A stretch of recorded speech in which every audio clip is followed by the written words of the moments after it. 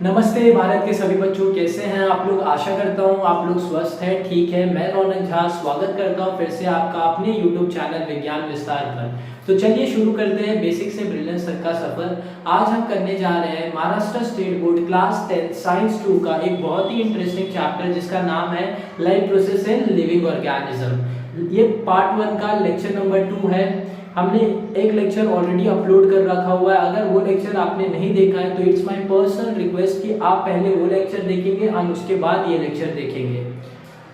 और जिसने पहला लेक्चर देख लिया हुआ है वो मेरे साथ शुरू करेंगे। सबसे पहले हमने क्या किया था प्रीवियस क्लास में, वो एक बार प्रीवियस लेक्चर में वो एक बार हम क्विकली रिवीजन कर लेते हैं। तो सबसे पहले हमने जाना था लाइफ प्रोसेस होता क्या है, और अगर लाइफ प्रोसेस किसी में होगा, किसी ऑर्गेनिज्म में होगा तो उसे हम लिविंग कहते हैं, और अगर नहीं होगा तो उसे हम नॉन लिविंग कहते हैं। फिर उसके बाद हमने इस चैप्टर के अंदर पर्टिकुलरली बात करनी है लिविंग की, और लिविंग के अंदर भी स्पेसिफिकली हमको बात करनी है ह्यूमंस की। ह्यूमंस के अंदर कई तरह के लाइफ प्रोसेस परफॉर्म होते रहते हैं, और हर एक लाइफ प्रोसेस को परफॉर्म करने के लिए एक पर्टिकुलर ऑर्गन सिस्टम होता है। उस ऑर्गन सिस्टम के अलावा भी ह्यूमंस के अंदर कई तरह के ऑर्गन्स होते हैं। अगर वो ऑर्गन्स बाहर होंगे तो उसे एक्सटर्नल ऑर्गन कहा जाता है, और अगर अंदर होंगे तो इंटरनल कहा जाता है। ये जो ऑर्गन्स होते हैं ये इंडिपेंडेंटली फंक्शन करते हैं, बट कंप्लीट कोऑर्डिनेशन के साथ करते हैं, पूरी तालमेल के साथ करते हैं काम, किसके, ऑर्गन सिस्टम के और हमारे बॉडी के। ठीक है, फिर उसके बाद हमने बात की थी कि ये सारे ही ऑर्गन सिस्टम और ऑर्गन्स को काम करने के लिए चाहिए होता है एनर्जी। विदाउट एनर्जी ये काम करने वाले नहीं है। और एनर्जी का सोर्स क्या है? Food and oxygen. फूड और ऑक्सीजन जब दोनों मिलेंगे तब एनर्जी का संगम होगा या फिर एनर्जी प्रोड्यूस होगा। फिर उसके बाद हमने बात की थी कि फूड के पर्टिकुलरली हमने पकड़ा था उसको, और फूड की बात की थी। फूड के अंदर एक कंपोनेंट होता है जिसे हम कहते हैं न्यूट्रिएंट्स। न्यूट्रिएंट्स को हमने दो ग्रुप में क्लासिफाई किया था according to the requirement in our body. किसकी कितनी रिक्वायरमेंट है उस हिसाब से न्यूट्रिएंट्स को हमने दो ग्रुप में क्लासिफाई किया था। अगर अधिकतम अमाउंट में कोई न्यूट्रिएंट हमें चाहिए होता है तो उन न्यूट्रिएंट्स को हम प्लेस करते हैं मैक्रोन्यूट्रिएंट के अंदर, और कोई न्यूट्रिएंट हमारे शरीर को कम चाहिए होता है तो उसे हम प्लेस करते हैं माइक्रोन्यूट्रिएंट के अंदर। हमने प्रीवियस क्लास के अंदर, प्रीवियस लेक्चर के अंदर खाली मैक्रोन्यूट्रिएंट की बात की थी। मैक्रोन्यूट्रिएंट के अंदर कौन से एग्जांपल की बात की थी? सोचो, याद करो जरा। तो हमने बात की थी कार्बोहाइड्रेट की, प्रोटीन, फैट्स की। फिर उसके बाद हमने फैट्स सबके बारे में जाना था कि उसका किससे बना हुआ है, उसका फंक्शन क्या है। फिर उसके बाद वो एनर्जी के प्रोडक्शन के लिए काम आता है क्या, तो ये सारी चीज़ें हमने बात की थी। फैट के बारे में मैंने आपको उसका प्राइमरी फंक्शन नहीं बताया था, मैंने उसका सेकेंडरी फंक्शन बताया था। तो इस क्लास के अंदर मैं फैट से शुरू करूंगा, बिकॉज आपके बुक के अंदर ना उसका प्राइमरी फंक्शन भी दिया हुआ है। तो प्राइमरी फंक्शन क्या है फैट का, वो जान के शुरू करते हैं। ठीक है, उसके पहले आपको ये समझना पड़ेगा जो फैट है वो बनता है दो चीजों से, fatty acid and alcohol. Fatty acid and alcohol. Fat को ही लिपिड कहा जाता है। फैटी एसिड और अल्कोहल का एक लंबा chain, long chain of fatty acid and alcohol बनाता है फैट को ही लिपिड भी कहा जाता है। तो सो डोंट गेट कंफ्यूज होने वाली बात नहीं होनी चाहिए। क्लियर है? अब कोई फूड आइटम को हमने कंज्यूम किया, लेट सपोज हमने कुछ भी खाया, ठीक है, मान लो कि हमने घी वाली रोटी खाई या फिर हमने पराठा खा लिया। तो पराठा के अंदर आपको सबको पता है कि घी वाली रोटी के अंदर फैट ज्यादा होता है। तो फैट जो है सबसे पहले हमारे बॉडी के अंदर जो फैट का होता है ना, या फिर किसी भी न्यूट्रिएंट का ना, सबसे पहले हमारे बॉडी के अंदर होता है digestion.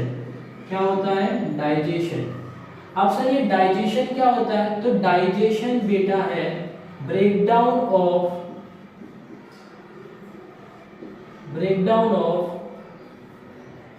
Of complex molecules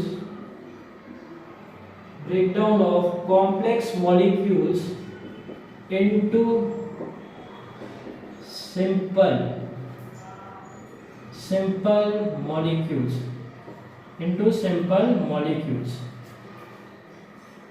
let suppose हमने जो भी खाया वो उसके अंदर फैट प्रेजेंट था, तो सबसे पहले हमारे बॉडी के अंदर उसका क्या होगा, डाइजेशन। डाइजेशन का मतलब क्या होता है, breakdown of complex molecule into simple molecule. मतलब ये फैट जो है ना, इसको ब्रेक किया जाएगा, इसको तोड़ा जाएगा, इसको तोड़ा जाएगा, ब्रेक किया जाएगा। और किससे बना है ये, फैटी एसिड से ना। तो इसको जब हम तोड़ेंगे तो इसके अंदर से खजाना तो मिलने वाला नहीं है, हमें क्या मिलेगा, फैटी एसिड प्लस अल्कोहल। ठीक है, फिर ये फैटी एसिड जो है ना, ये जो फैटी एसिड है ना, इसका होगा हमारे बॉडी के अंदर ऑब्जॉर्प्शन। क्या होगा, ऑब्जॉर्प्शन। ऑब्जॉर्प्शन मतलब ये जो फैटी एसिड तोड़े गए हैं ना through the process of digestion, वो होने के बाद, वो प्रक्रिया होने के बाद हमारा शरीर इस फैटी एसिड को ऑब्जॉर्ब करेगा। क्या करेगा, ऑब्जॉर्ब करेगा। और ऑब्जॉर्ब करने के बाद ब्लड इसको सर्कुलेट कर देगा into each and every cell. Blood इसको सर्कुलेट कर देगा into each and every cell. क्या कहा मैंने, फूड आइटम जो हमने कंज्यूम किया उसके अंदर लेट सपोज फैट प्रेजेंट था, तो सबसे पहले फैट का हमारे शरीर में या फिर किसी भी न्यूट्रिएंट का हमारे शरीर में पहले डाइजेशन होगा। डाइजेशन का मतलब होता है breakdown of complex molecule into simple molecule. मतलब ये फैट जो है उसको तोड़ा जाएगा, ब्रेक किया जाएगा और कन्वर्ट किया जाएगा into fatty acid and alcohol. फिर सिर्फ फैटी एसिड का हमारे शरीर में होगा ऑब्जॉर्प्शन, और फिर ऑब्जॉर्प्शन होने के बाद ब्लड उसको सर्कुलेट कर देगा into each and every cell. Now in cell what is present, fatty acid. क्या प्रेजेंट है बेटा, फैटी एसिड। ये फैटी एसिड को सेल फिर से बनाएगा, फिर से जोड़ेगा। पहले तोड़ा, अब सेल के अंदर जाने के बाद फिर से इसको क्या करा जाएगा, जोड़ा जाएगा और बनाया जाएगा फैट्स। क्या बनाया जाएगा, फैट्स। फैट्स को लिपिड्स भी कहा जाता है, सो डोंट गेट कंफ्यूज अगर एग्जामिनर आपको लिपिड्स दे देता है तो। ठीक है, मैंने क्या कहा, सेल के अंदर जो फैटी एसिड पहुंचे हैं उन फैटी एसिड को वापस से जोड़ा जाएगा और वो जुड़ के बनाएंगे फैट्स। क्या बनाएंगे, फैट्स। फिर वो फैट्स को इस्तेमाल किया जाएगा, उस फैट्स को इस्तेमाल किया जाएगा फॉर मेकिंग सेल मेम्ब्रेन। क्या बनाने के लिए इस्तेमाल किया जाएगा, सेल मेम्ब्रेन। उस फैट्स को यूज किया जाएगा, जो सेल के अंदर बने हैं ना फैट, उस फैट्स को यूज किया जाएगा फॉर मेकिंग सेल मेम्ब्रेन। मुझे पता नहीं कि आप में से कितने लोगों को सेल मेम्ब्रेन के बारे में मालूम है। मैं आपको एक बार बता देता हूँ। सेल के बाहर एक पतला सा लेयर होता है, उस लेयर को कहा जाता है सेल मेम्ब्रेन। ये सेल मेम्ब्रेन जो है ना, ये बाइलेयर ऑफ लिपिड है, बाइलेयर ऑफ लिपिड से बना हुआ है। Cell membrane is made up of bilayer of lipid.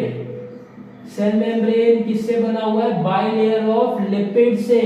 Lipids, ठीक है, लिपिड से बना हुआ है।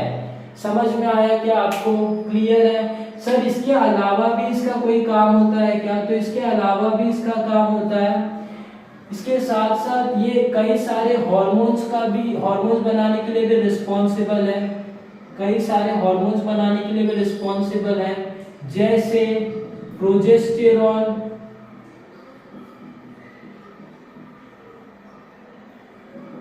ईस्ट्रोजन,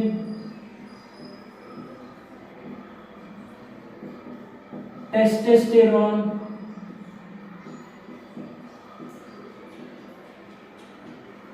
एंड एक और हार्मोन बनाता है अल्डोस्टेरॉन। ये सारे ही हार्मोन्स बनते हैं फैट से। किससे बनते हैं, फैट से। किससे बनते हैं, फैट से। फैट्स बनाता है इन सारे हार्मोन्स को।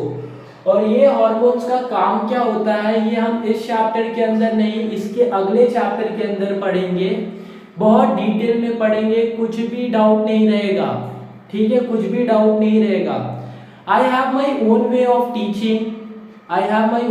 टीचिंग।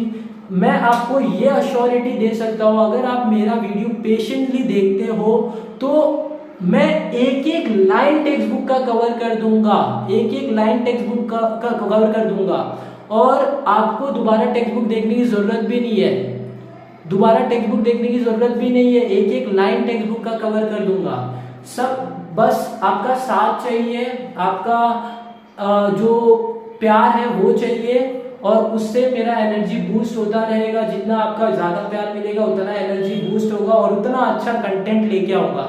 थोड़ा वीडियो में टाइम लगेगा लेकिन कंटेंट की कमी नहीं होने दूंगा, क्वालिटी में कोई कॉम्प्रोमाइज़ नहीं होने दूंगा। That's my promise, that's my promise. ठीक है बेटा, समझ में आया? इतना क्लियर है?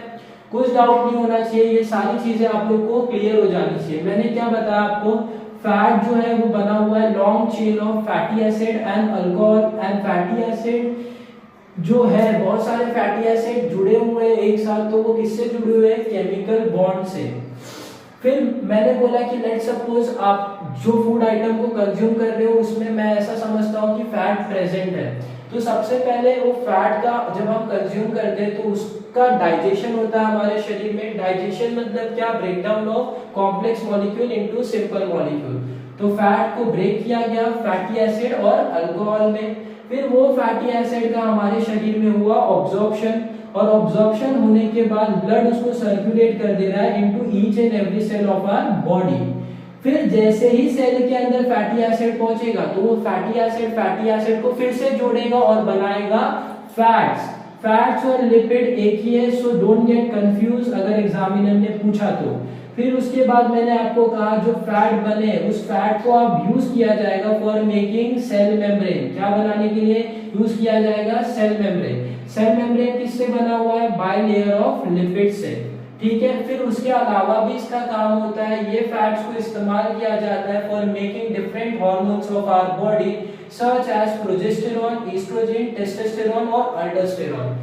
और सेकेंडरी फंक्शन इसका क्या है वो मैंने आपको बता दिया कि इन केस हमारे बॉडी के अंदर अगर कार्बोहाइड्रेट नहीं प्रेजेंट होगा तो वो फैट को भी इस्तेमाल किया जाता है, इनफैक्ट प्रोटीन को भी इस्तेमाल किया जाता है for the purpose of energy production. 1 gram of fat से हमको मिलता है 9 kilo calorie energy. 1 gram of fat से हमें मिलता है 9 kilo calorie energy.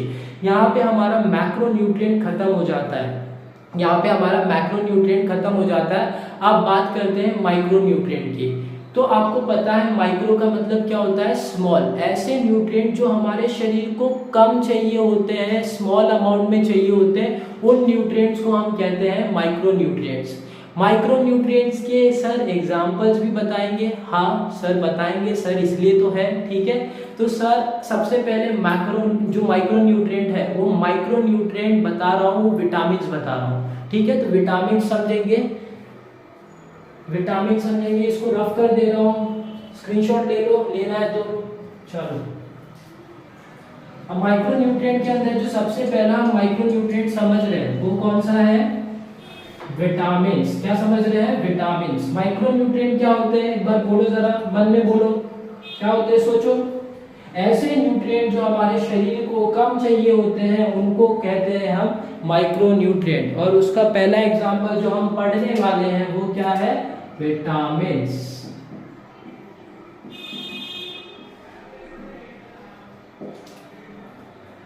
Vitamin vitamin किसे कहा जाता है? विटामिन एक ग्रुप ऑफ हेट्रोजीनियस कंपाउंड को कहा जाता है। एक ग्रुप ऑफ हेट्रोजीनियस कंपाउंड को विटामिन कहा जाता है। एक ग्रुप ऑफ हेट्रोजीनियस कंपाउंड को विटामिन कहा जाता है। 6 टाइप के विटामिन होते हैं, 6 टाइप्स के विटामिन होते हैं।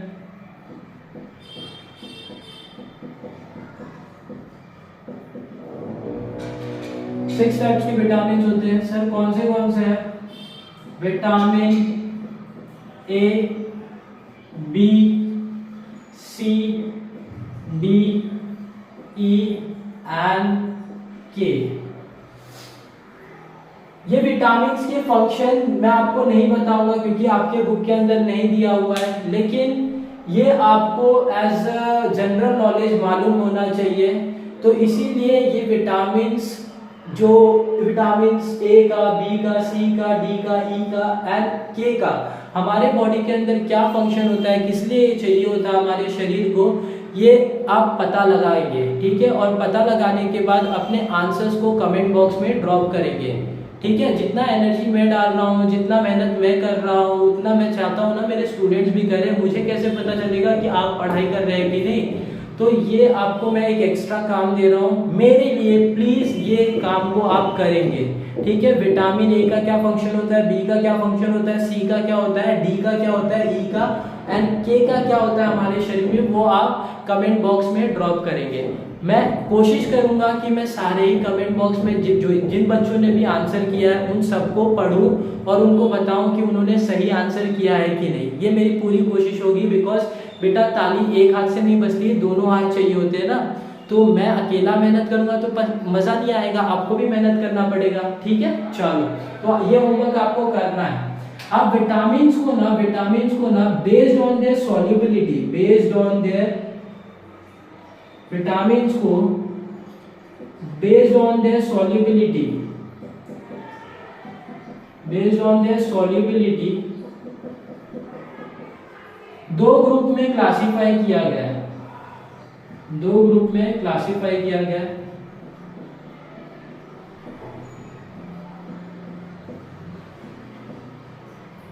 कुछ विटामिन पानी के अंदर सॉल्युबल है और कुछ विटामिन जो है वो फैट के अंदर सॉल्युबल है। तो उनके सॉल्युबिलिटी के हिसाब से विटामिन को दो ग्रुप में क्लासिफाई किया गया है। सर पानी के अंदर कौन से विटामिन सॉल्युबल है, कौन से विटामिन पानी के अंदर सॉल्युबल है, तो वो है बेटा विटामिन बी एंड सी। वहीं पे अगर मैं बात करूं तो फैट के सर कौन से एग्जांपल है, कौन से विटामिन फैट के अंदर सॉल्युबल है, तो जितने भी बचे हैं ना सारे फैट के अंदर सॉल्युबल है। विटामिन ए हो गया, सी हो गया, ई हो गया एंड के हो गया, ये सारे ही जो है ना वो फैट के अंदर सॉल्युबल है। क्लियर है, आपको समझ में आ गया। तो विटामिन के बारे में आपके बुक में इतना ही दिया हुआ है, इससे ज्यादा आपके बुक में नहीं दिया हुआ है। फिर कुछ विटामिन के आपको नाम बताए गए, तो वो नाम आप एक बार देख लेना, फिर उसके बाद आगे बात करते हैं और आगे एक और माइक्रो न्यूट्रिएंट की बात करते हैं जो कि है फाइबर्स, जो कि क्या है बेटा फाइबर्स की बात करते हैं। फाइबर्स ये भी एक माइक्रो न्यूट्रिएंट है, फाइबर्स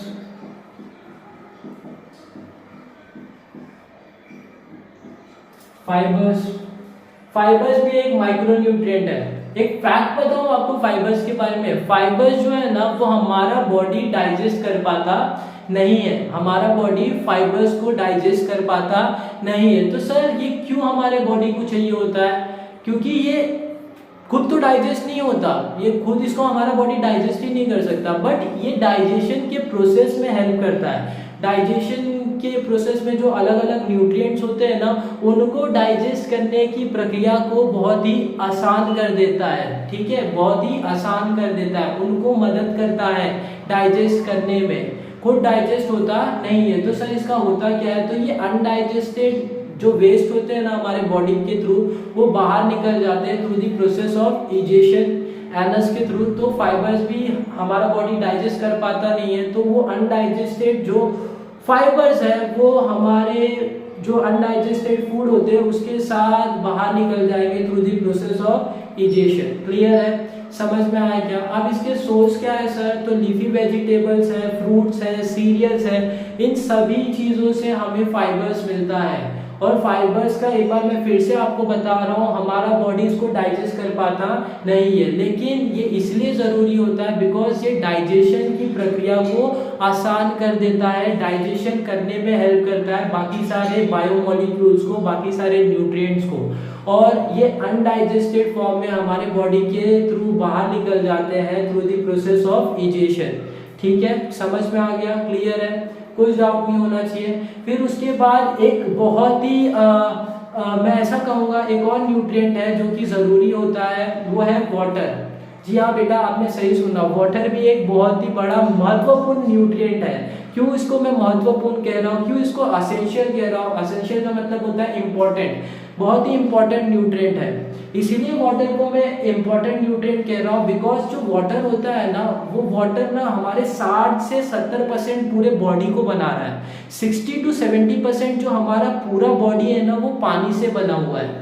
ठीक है, हमारा बॉडी के अंदर जो सबसे छोटा सा यूनिट होता है, सोचो जरा, सोचो कौन सा सबसे छोटा सा यूनिट होता है? सेल। वो सेल भी ना 70 से 75%, 70 से 75% पानी से बना हुआ है। इनफैक्ट हमारे ब्लड जो है ना, वो ब्लड के अंदर एक लिक्विड पोर्शन होता है, एक लिक्विड फ्लूइड होता है। ठीक है, एक फ्लूइड होता है जिसे हम कहते हैं प्लाज्मा, जिसे हम क्या कहते हैं? प्लाज्मा। वो प्लाज्मा के अंदर भी 90 से 95% पानी प्रेजेंट है। 90 से 95% क्या प्रेजेंट है बेटा?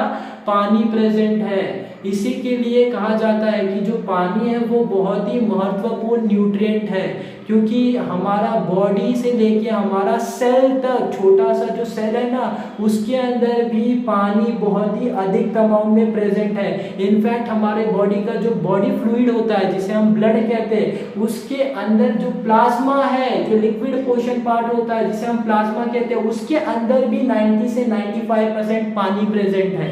तो अगर थोड़ा सा भी पानी का कमी हो गया ना, अगर तुम्हारे शरीर में थोड़ा सा भी लिटिल लॉस भी हो गया ना पानी का, ठीक है, तुम्हारे शरीर से, तो भैया प्रॉब्लम हो जानी है, डिहाइड्रेशन हो जाना है। ठीक है, तो भाई पानी बहुत ही ज़रूरी होता है। इसीलिए सब कहते हैं ना पानी बहुत ही पीना चाहिए, तो ऐसे ही नहीं कहते, बिकॉज बेटा डिहाइड्रेशन की वजह से लोगों की जान भी जाती है। तो इसीलिए पानी लगातार पीते रहो। जब आप पढ़ाई करते हो तो हम क्या करते हैं कि लगातार बैठ जाते हैं 2-3 घंटे, 3.5 घंटे, तो ऐसा नहीं करने का, पानी पीते रहने का। साथ में एक बॉटल साइड में रख दो। मैंने भी अभी मैं वीडियो बना रहा हूँ ना, तो उस दौरान मैंने बॉटल साइड में रखी हुई है। ठीक है, क्योंकि पानी बहुत ही महत्वपूर्ण होता है। पानी हमेशा लगातार पीना ही चाहिए, थोड़ा पीना चाहिए, लेकिन हर आधे घंटे 1 घंटे में थोड़ा थोड़ा पानी पीना चाहिए। आधा ग्लास थोड़ा सा पानी पी लो यार। ठीक है, क्योंकि बॉडी को थोड़ा भी अगर पानी का कमी हो गया ना, तो प्रॉब्लम खड़ी हो जानी है, हेल्थ प्रॉब्लम इश्यूज आ जाएगी। ठीक है, और लोगों की जान भी जाती है। इसी के लिए बेटा पानी बहुत ही ज़रूरी है। समझ में आया क्या? यहाँ पे मैंने सारे तरह के न्यूट्रिएंट्स की बात कर ली, तो इसी के साथ मैं ये लेक्चर को समाप्त करता हूँ। मिलते हैं अगले लेक्चर में, तब तक के लिए आप सीखते रहो, पढ़ते रहो और आगे बढ़ते रहो। चलो बाय।